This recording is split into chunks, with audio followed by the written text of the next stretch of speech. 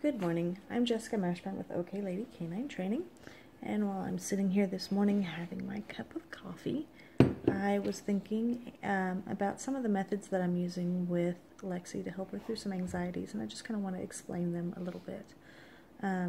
So Lexi, gets nervous and things around thunderstorms and just little things that she's a little timid. So one of the things that I do to help her through that is I cause her body to calm down. So let me explain this. If she's in the kennel, I want her lying down and not whining in the kennel. Sometimes the whining comes before she stands up. Sometimes the standing up comes before the whining. So usually, though, it's the whining that comes before the standing up. So what I do is I do use the e-collar, and I actually correct the whining. I actually correct the anxiety, and this is why.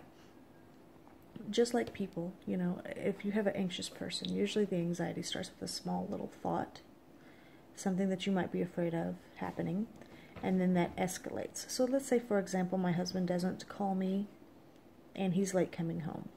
That turns it, that may begin with, okay, well, maybe there's bad traffic or something. And then that turns into, oh my gosh, what if he's in a wreck? What if he can't get a hold of me?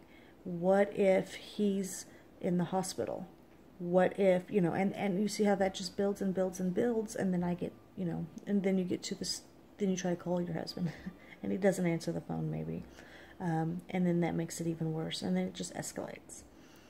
Okay, so that's what the anxiety in a dog does. It starts with just a small thought or feeling. I mean, I don't know how the brain of a dog works per se, but I know how to help them get past their anxiety. So let's say that, it starts with a thought or something. We see it on the outside by, like with Lucy, it begins with whining. And then she's sitting up in her kennel and whining. And then she's barking. And then she's standing and barking. Okay, so you see there's an escalation, and it's a cycle that goes on in their brain.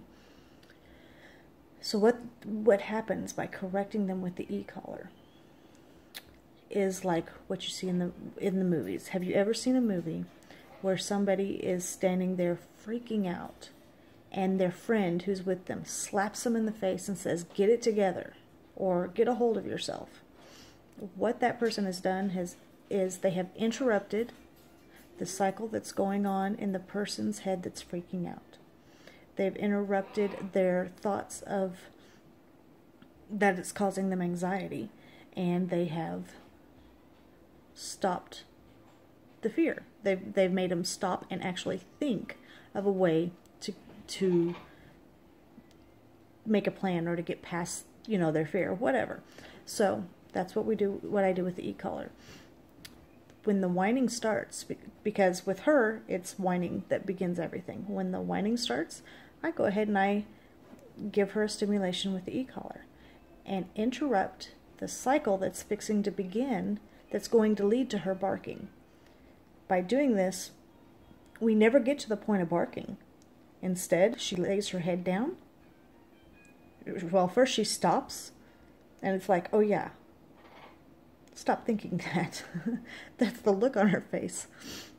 And she lays her head down, and it's over. That's it. So, correcting anxiety does not create more anxiety. Instead, it interrupts the process that their brain goes through to make the anxiety worse. I'm Jessica Mashburn, the lady in OK Lady Canine Training.